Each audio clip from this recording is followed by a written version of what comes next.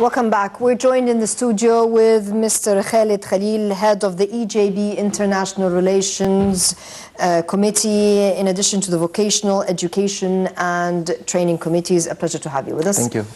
With us also this evening is Mr. Hany Habibi, who is a board member, and he is also supervising the Textile Committee in the Egyptian Junior Business Association. A pleasure to have you both with us. Gentlemen, in the first segment of this evening's show, we discussed the atmosphere and the momentum that was felt mostly in the conference.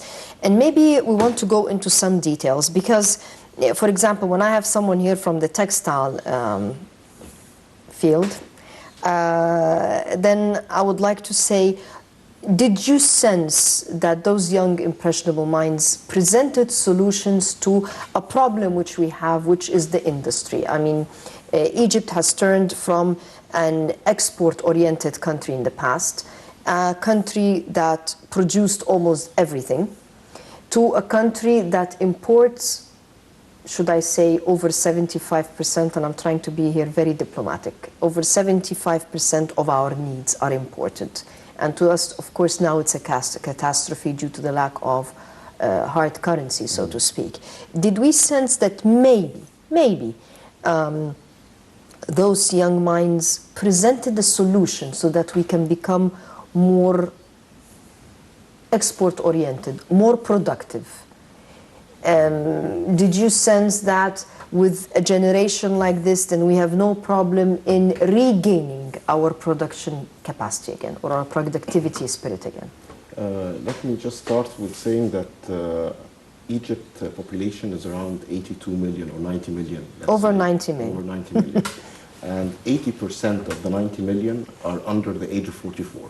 Yes. So when we say that the future of Egypt is in the hands of the youth of Egypt, the conference, the importance of the conference, that it gave a chance for the first time that you hear the voice of 80% of the population. Now, the people who attended the conference, there were only a small portion representing this 80%. Yes. That's why one of the recommendations that it has to be held monthly to have a better representation of this 80%. Now, most of the youth in Egypt... aside from the annual conference, so that people... Yes, exactly. At a large scale, it will be annual. Yes. Most of the youth in Egypt, the 80% is broken down 40% under the age of 25, and the rest are from 25 to 44. Now, there is big potential from this youth if they have the chance. They want to make a difference, if we give them the chance. And I think this conference, with what the youth have presented in the conference, shows that we have a big chance to increase our industrial competitiveness. Egypt, unfortunately, exports with only 20 billion US dollars, which is a very small amount compared to other countries in the region, in the Mediterranean region, that have higher salaries. But the thing is that in Egypt, despite our low salaries, we have a big problem in productivity and efficiency. What is the percentage, and I don't mean to put you on the spot here, but if I would say, what percentage of exports compared to imports? If I... we have imports exceeding $60 billion. This is on official invoices presented to the customs. Everyone is expecting that it's more than $60 billion. And I think what's happening now with the gap happening between the market rate and the bank rate puts pressure on importers and puts more pressure on consumers, that consumers now started to have the opportunity cost. Shall we buy the imported, more expensive items, or shall we look for other cheaper items made locally in Egypt? For this supports demand for the local industry in Egypt. Yes. On the contrary, not on the contrary, on the other side, most of the manufacturers who import the raw material started to explore opportunities of manufacturing or sourcing the raw materials from Egypt. But this big difference between the market rate and the exchange rate in the bank... So we had to be put in a tight squeeze to really think outside the box. Yes, but it cannot go for long, because this gap cannot exist for longer than, I would say, few weeks, because this has a negative effect on investment. If an investor comes in and invests, let's say, $1 million, and then he wants, through the official channels, and he wants to take back his profits outside Egypt. He has to be able to take it out. Exactly. Without having, he cannot buy from the market like others. So he wants an official way of transferring his profits outside. Definitely. Now, on the textile sector, it's the advantage that we have in the textile sector is that we have the raw material. And when we talk about the raw material, which is Egyptian cotton, a world-renowned brand name to consumers not only in Egypt, in London, worldwide, New York, anywhere, any consumer. If you ask a consumer worldwide about Egyptian cotton, they know what's Egyptian cotton. It's premium quality. To the extent that it was forged, because it's a premium brand name. And this is part actually of the Egyptian Cotton Initiative, which was handled under the umbrella of the AGB, is that we created an initiative to bring back Egyptian cotton to its old days, let's say. We reached this year the lowest in history production of Egyptian cotton. We reached around 30,000 tons or 40,000 tons. We were 10 years ago around 300,000 tons. So we were 10% of our production 10 years ago. 20 years ago, we were #1 producer of extra long staple cotton. Now we have other competitors, the US Pima cotton, Indian long staple cotton, Chinese long staple cotton. And unfortunately, they are labeling it with Egyptian cotton. I was just going to say, even they produce, but you have an advantage that you already have. You don't need to market it because our grandparents already marketed it for us. Yes. The main pillars of the initiative was #1, protection. How can we protect our Egyptian cotton from forfeiting by manufacturers that blend Egyptian cotton with other cotton or use short staple cheap cotton and brand it as Egyptian cotton. And it worked out. We reached through experts in the Cotton Research Institute in Egypt to create a DNA for Egyptian cotton that you can take a shirt or a bed linen or a towel from any retailer in Europe or the States and you can test it. Is it genuine Egyptian cotton or not? Okay. And we discovered that 90% of the Egyptian cotton labeled products are not Egyptian cotton. Now, this has created a big pressure on retailers because this is consumer rights to have what they pay for. They should get the product that they paid for. And we can find that during the last 2 months, Target stores, Macy's, JCPenney, they started to audit their supply chain to make sure that their suppliers are the traceability of their suppliers, that they actually use Egyptian cotton. The second part of the initiative was the marketing and the information technology. Now, using information technology with farmers, it was something new. How can we use SMS messaging to tell the farmers what's the price of Egyptian cotton fiber today? When should they plant cotton? When they should irrigate cotton? When they should harvest cotton? And be like a bridging gap between the research institutes and the Ministry of Agriculture and the farmers. Meanwhile, the promotion and the marketing is very weak for Egyptian cotton compared to our competitors. We're not going to invent a new way of promotion and marketing. We're going to go in the simplest way, how to reach the consumers worldwide through the social media, which is the fastest and cheapest way to reach consumers worldwide. And the last one was, how do we give the farmer the price, the international price? To make it competitive and worthwhile, to make it encouraging. Because the farmers, unfortunately, they cannot get the market price. They always get the minimum, and based on this, they are not reluctant to plant Egyptian cotton. Yes. Let me get Mr. Khaled here in the discussion, and that's basically because whenever we talk about industry, it's raw material, but we also have another issue, which is really, we need to pick up on it to make ourselves competitive, because as we were discussing before the show, it's not just a matter of exporting cloth, but we would like to see ourselves exporting the finished product. And here we come to the vocational education and training, because even though we're a country that has been blessed, even though some people might not think it's a blessing, with a large number of human resources, yet we have a serious issue with education, especially when it comes to vocational training. Exactly. How can we overcome this issue? Because I'd like to manufacture here.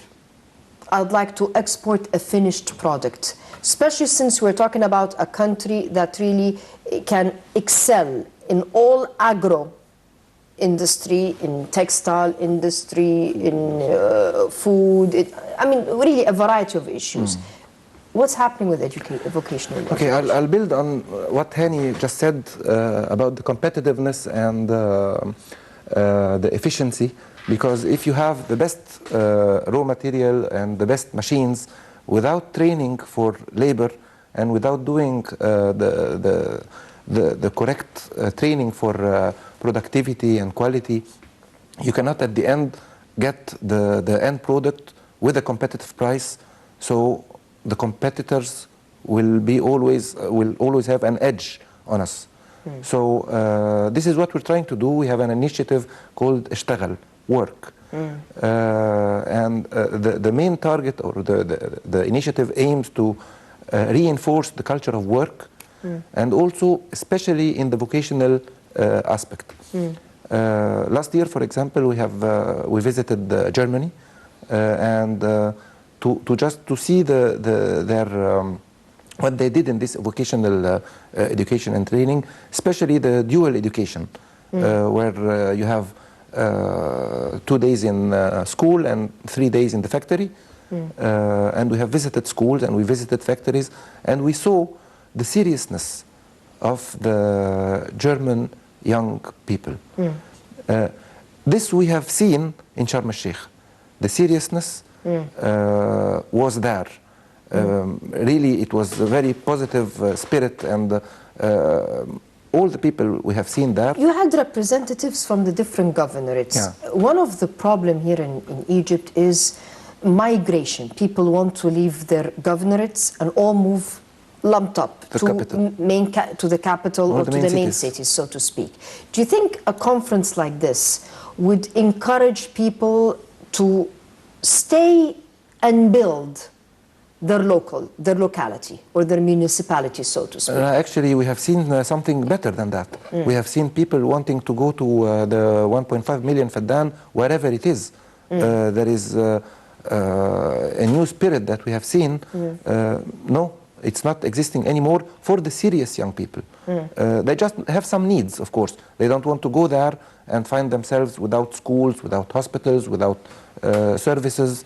And this is what we hope that this project can do, because this project of 1.5 million Faddan is not aiming only to increase the agricultural area of Egypt, but to increase the area for people to go and live. Maybe 3% more. We are living on 6.5% of Egypt. So just this project, if it succeeds, and we are hoping all that this happens, with our efforts and with the government effort, because no one can do this alone. It's a national project, and we have all to move to make it happen and succeed. When we talk, indeed it's a national project, but we're not only talking about things here. In other words, when people outside Egypt see this conference, and I'm talking not just about non-Egyptians, but maybe Egyptians living abroad, the young generations, which unfortunately are slipping away due to the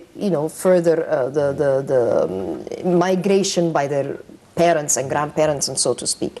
Do you think that a conference like this will encourage Hany, who is living in the United States, whose father has left Egypt 50, 60 years ago, to want to come back and maybe build here, or even contribute somehow from the United States or from Europe or from what have you? If I was living in the States, I would see it as a platform, but I will not move now. I want to see actions. And this is what's lacking the government in Egypt. We know what we should do, but we don't take actions, and quick actions. We might take actions. Will this conference maybe push? I think the structure... Because it's really working parallel with the government now. I think the structure that the recommendations have been built and being said by the president and the monthly meetings that are scheduled as a follow-up, and it will be under the auspices of the presidential, of the president. I think this is a great support in implementing these actions. And I think the youth, they were very glad to see that we discussed things related to the protest law, people who are being youngsters who are being jailed.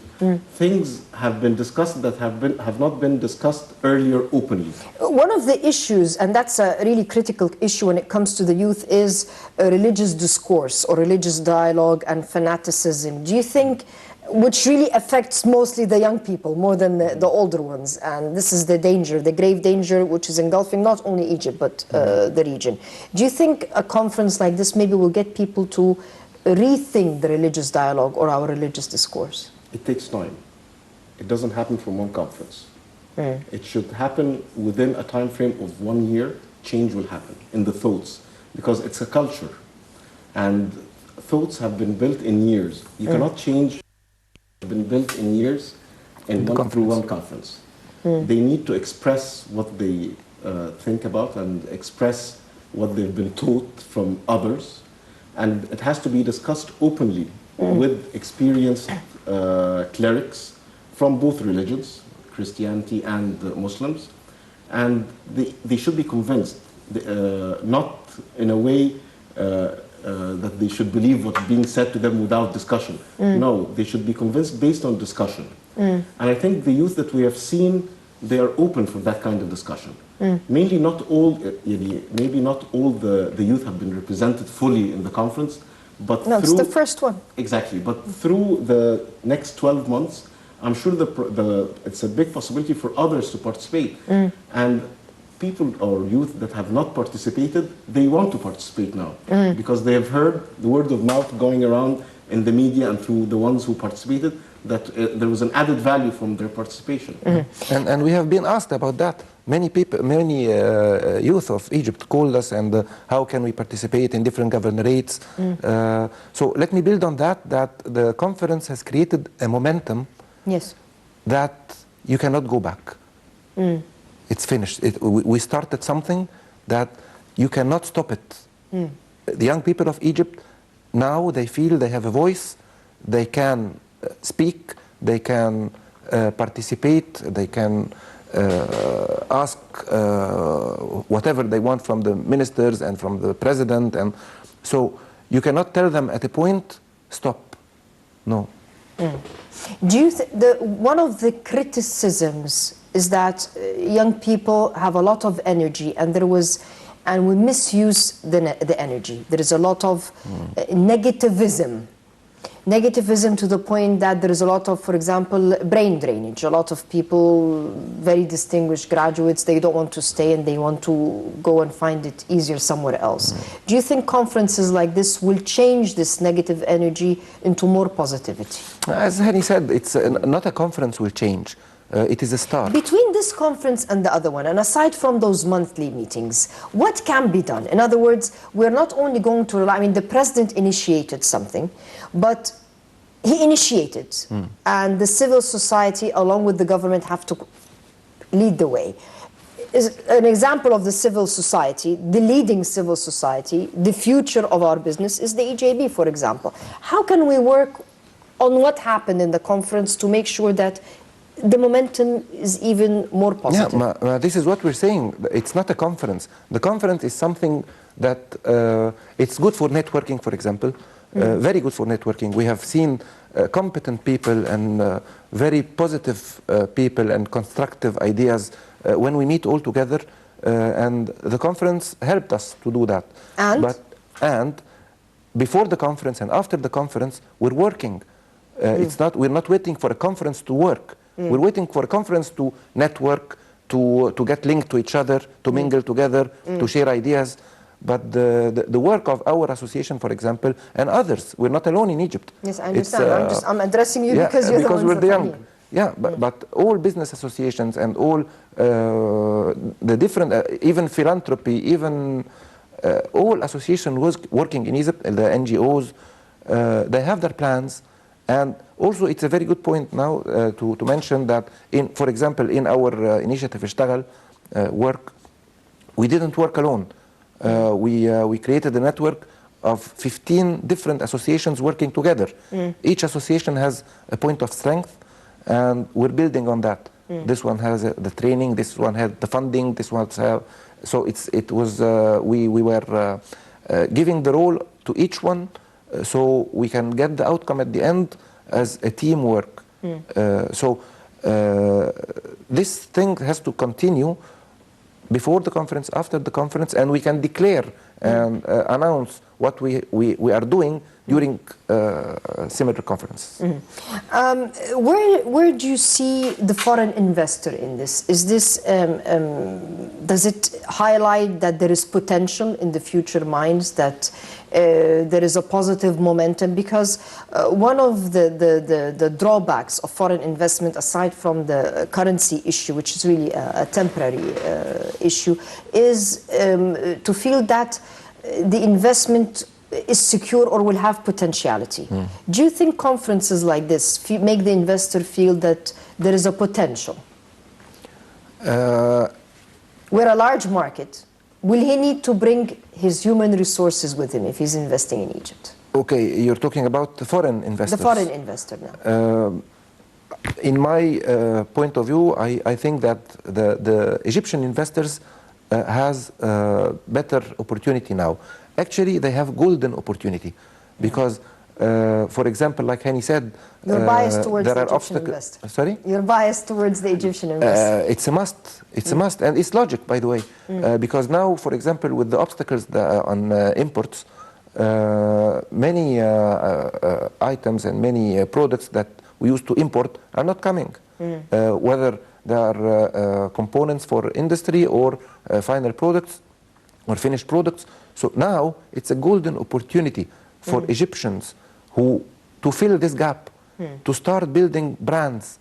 For example, who allowed this gap?